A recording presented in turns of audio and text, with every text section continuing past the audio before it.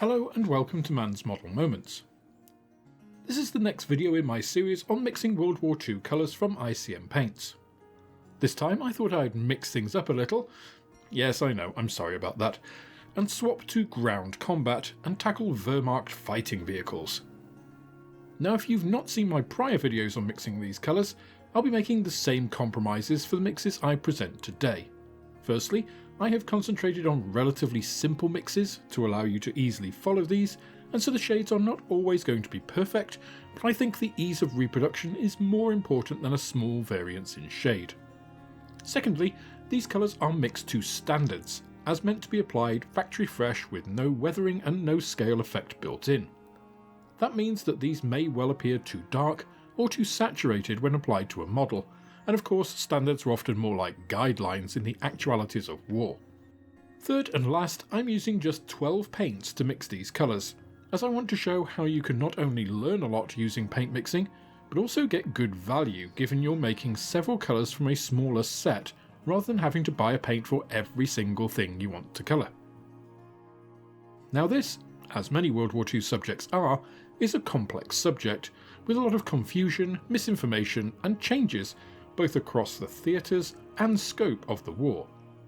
Now there are some fantastic sources out there, but I'm primarily using spectrophotometric values supplied by viewer Casey of actual paint chips from the excellent book by Thomas Drury, Wehrmacht Here Camouflage Colours 1939 to 1945. For any colours not mentioned there, I've used a combination of sources that I'll explain at that time. That's for a couple of reasons. Firstly, the RAL paints used for many Wehrmacht colours in World War II are no longer in their catalogue. The fabled RAL 7028 is a great example. Other colours have changed. Why is this the case, you might wonder, considering RAL standards were established in 1927 and most of them are completely unchanged? Well, it's down to history and politics. After the war, there was a whole process of denazification throughout Germany, leading to the salute, swastika, and some of these colours being made illegal or removed from registers. This was in order to restrict the ability of any true believers that escaped or remained unpunished during the following period from re-establishing any of their ideologies as Germany was rebuilt. Now many of these restrictions still remain in place today, and before anyone comments about historical accuracy of aircraft decals or some other such nonsense, you would do well to remember the horrors committed by that ideology during the war years and the very real fears of repetition of history. The Great War was supposed to be the war that ended all wars back in 1918 after all. This is not a political video, however. I am just citing the reasons why these colours were removed from the RAL register, allowing a cascade of endless debates over them in more recent times. These have arisen because of that lack of verifiable source documentation, together with, as we shall see, a complex mix of different shades used in different ways, especially towards the end of the war, that meant surviving vehicles where paint could be examined were often widely different and were often misidentified. Fortunately, I now have very good reference data, firstly courtesy of viewer Casey, as I mentioned in part 1 of my Luftwaffe mixing video. I won't repeat that here, but I will link the video if you're interested in how that data is obtained. In addition, the Thomas Drury book is a superb reference, which, although now out of print, is well worth picking up if you've any interest in the subject matter and can find a copy. If you also don't know what ΔE values are, which I'll quote widely here, or are generally unfamiliar with the CIE lab colour space, I will also refer you back to earlier videos, or there is a host of information available online with a simple Google. Anyway, let's get back to our tanks and mixing these colours for our models. Now both before and in the early stages of the war, German doctrine was to have AFVs painted in two-tone colour camouflage, 45 over a base coat of 46. This was first specified in Heeresmitteilungen, which were the General Army Messages, or AHM, Blatt 16 from the 19th of July 1937, number 340. Colour number 46 was RAL 7021 Schwarzgrau, and the disruptive pattern of number 45 was RAL 7017 Dunkelbraun, which was applied on about a third of the area of the vehicle in cloud-like patches. Interiors were painted in RAL 1001 Elfenbein, literally meaning elf bone, but a more reasoned translation is ivory, although it's really a sort of very pale creamy beige shade, not far from the current RAL shade. Now some people will say that this is not accurate and that the RAL catalogue has changed, but it's worth mentioning some points on how the RAL catalogue is organised, and paints beginning with a 1 are yellows, 2s oranges, 3s reds, 4s violets, 5s blues, 6 greens, 7s greys, 8s browns and 9s whites and blacks. We'll mainly be dealing with 7 and 8 coded colours today, but Elfenbein starting with a 1 shows that it is a yellowish shade rather than a white grey which would start with a 9. That being dealt with, let's start off with RAL 7021, which as I mentioned is that very dark grey. Now we get an early free pass here because ICM's appropriately named 1038 German Grey is an excellent match right off the shelf, with a delta E of just 1.21. This is also our darkest shade, so we can use that as a floor for our set. Now RAL 7017 is a harder one to get hold of, because it's not in the Chori publication and it is one of the colours withdrawn from the register, so getting accurate references to it today is hard. Gents and Doyle's Panzer series did feature this colour, but again it's out of print, and the untimely death of one of the authors before they were due to publish an authoritative text makes this difficult too. Dunkelbraun also had a very low contrast with 7021, and is often difficult to pick out in black and white period photos. In addition, the general orders required only new equipment to be repainted initially, and probably due to paint shortages, much equipment even at the outbreak of war was just finished in the base colour, long before this became official in early 1940. It is important to note, however, that this is not signal brown, as has been attributed by some over the years, which is actually the earlier RAL 8002 Erdgelb used in pre-World War II Buntfarbenanstricht, or colourful paint pattern. Now another AHM in 1938, Blatt 3, referring to rubber boats and pontoons, specifies a dark grey and dark brown colour combination that we do have current RAL equivalents for, and the grey is almost identical to 7021. That brown, RAL 8014 Sepia Brown, also has A and B values similar to the Thomas Chori RAL 8010 Brown chip as well. So what I'm going to do here therefore is use those A and B values from the Chori Brown, but set the L value to the same as RAL 7021. Now this is a dark brown then that has more yellow than the familiar 8017 Rot Brown, producing a much flatter, more neutral looking colour, which seems appropriate given the paint had a 7 code rather than an 8. To reproduce that, I'm using 2 parts of 1008 Deep Brown with 1 of 1057 Ochre to boost that yellow value, and then I'm cutting that all back with 1 part of 1038. This gets us to a decent DE of 1.5. We'll see the relative contrast between this and 7021 later when we get to the practical application of the colours. If you have better references, then please do feel free to let me know, and I'll say that this is an educated guess for the moment. Next is the interior colour Elfenbein, and this is actually quite an easy mix, being 2 parts of 1041 buff with 1 of 1044 basic skin tone, which gets us to a DE value of just 0.91. Now 3 colours in and we've used 5 paints already, though that's not too bad considering the light and tonal differences between the dark greys, the disruptive brown, and the much lighter interior shade. Let's advance into 1941 now, and North Africa. Vehicles here were initially painted in RAL 8000 Grunbraun as a base colour, with patches of RAL 7008 Grungrau. These weren't developed for the theatre, they just happened to be pre-existing colours pressed into service, and many vehicles at the start of desert operations were actually shipped out in Dunkelgrau and then camouflaged locally by crews using sand and mud. In March 1942, the new pattern for the theatre was issued with much lighter paints developed for the purpose, with this also being used in Crete.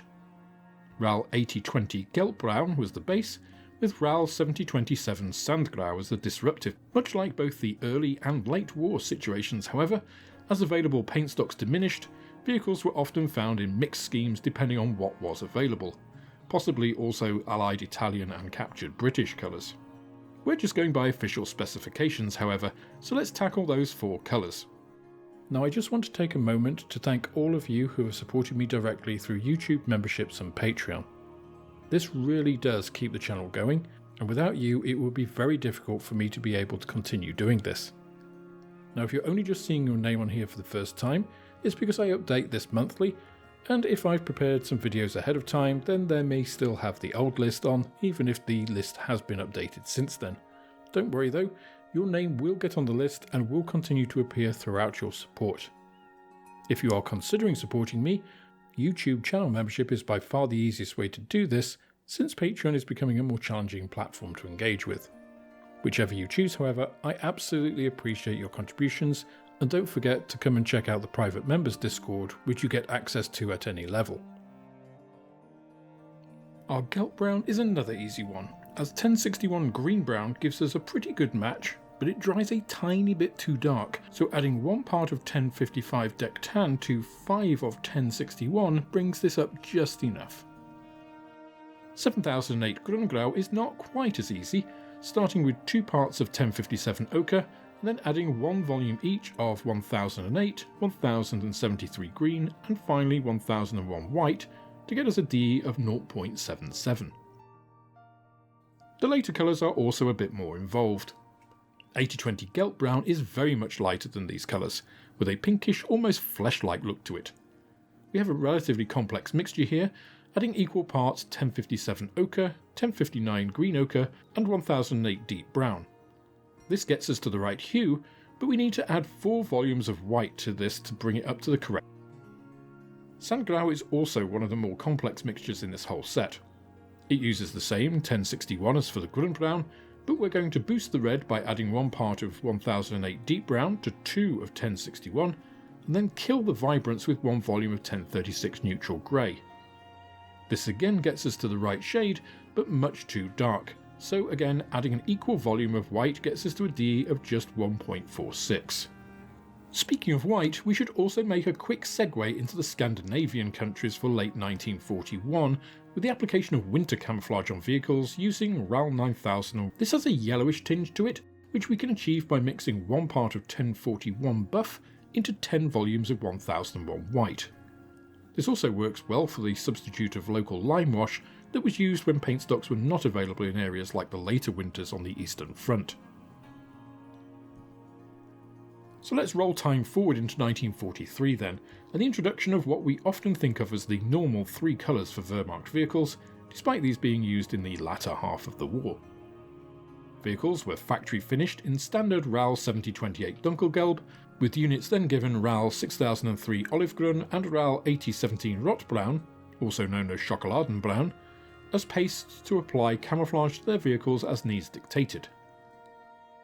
Now there are endless debates about the shades of Dunkelgelb, Olivgrün and Rotbraun, and it's not my intent to get into the discussion of those variations. Suffice to say that there was a lot of variation in the latter stages of the war, and despite best intentions, supplies of appropriate available pigments were increasingly under strain, leading to vehicles being finished in all sorts of base coat shades, and how the pastes were applied also had a huge impact on their appearance. The obvious one being Rotbraun, which appeared reddish when applied thinly, and more chocolate when applied thickly.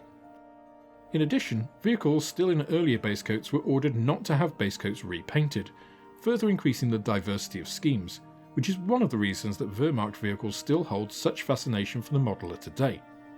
I'm only going to look at the core RAL colours here, not the unofficial shade variations, because I don't want to mix hundreds of additional colours. We'll start with the base colours and RAL 7028 Dunkelgelb. Now before it actually became 7028 in the RAL register, this was actually Dunkelgelb nach Muster, or dark yellow according to a standard.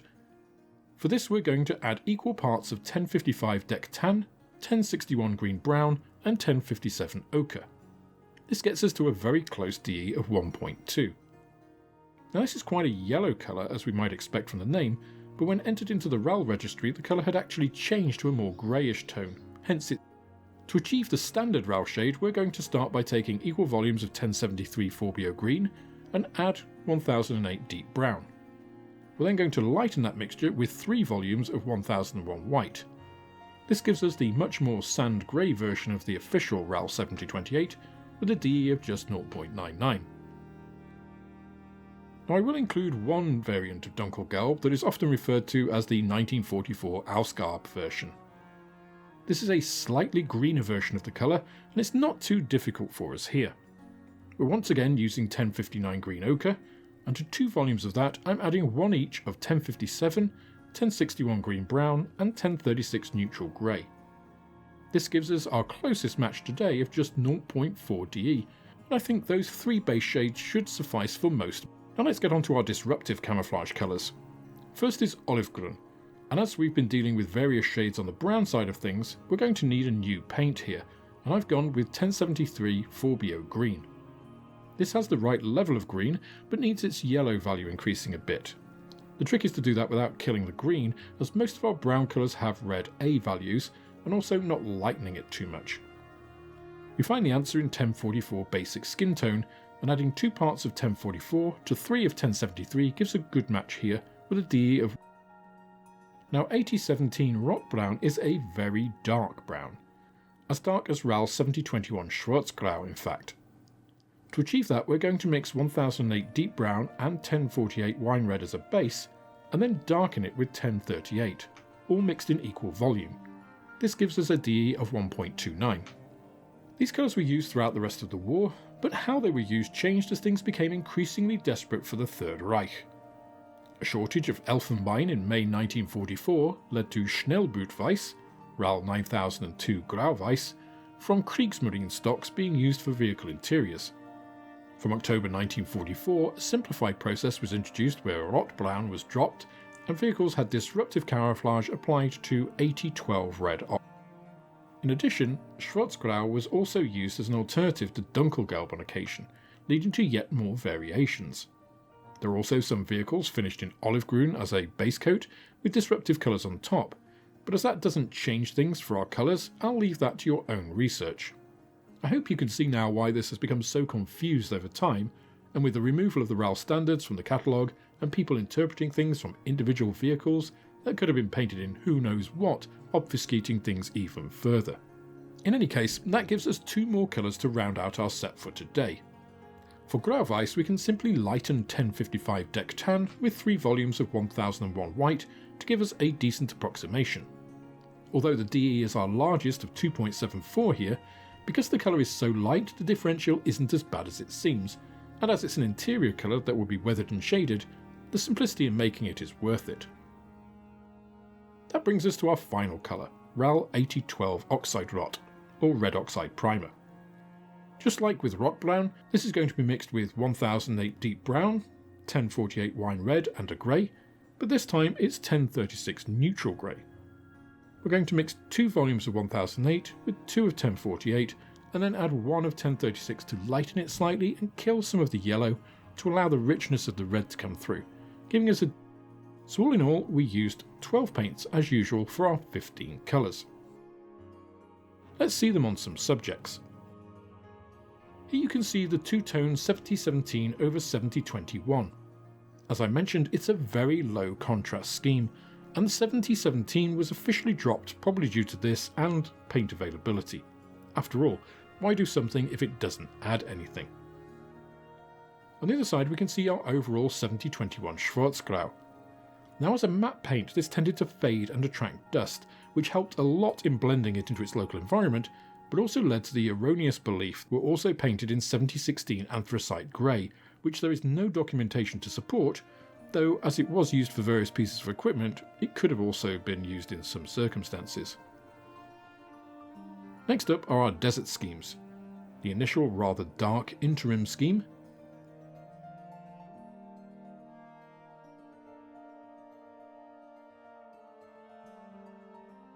and the much lighter 1942 scheme.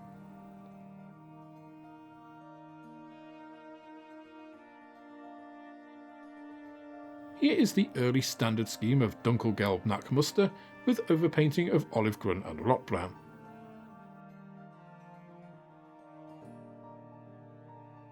On the other side we can see the later RAL 7028 with the same colours, here in an ambush pattern. We've also got a winter camouflage vehicle here, over both early 7021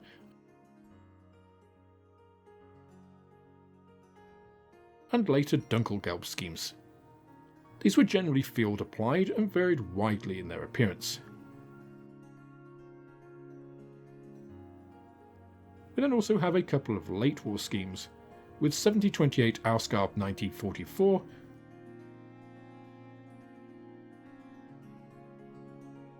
and 8012 Rot basecoats.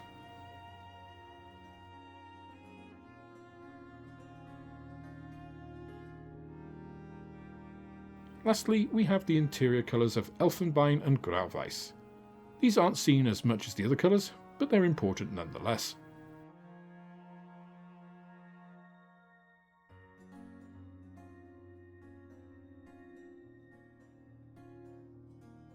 So there you have it, 15 of the most common colours used in German AFVs in World War II.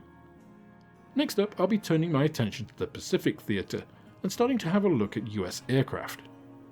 If you want to see what I come up with there, please do subscribe to the channel and ensure you have the notification bell set to all so that you can see when new videos are uploaded.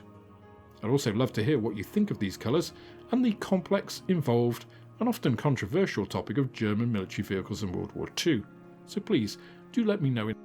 That's all for this instalment of Man's Model Moments. If you enjoyed the video, please click the like button, subscribe to the channel for more like it, and share this video with others you think would also enjoy it.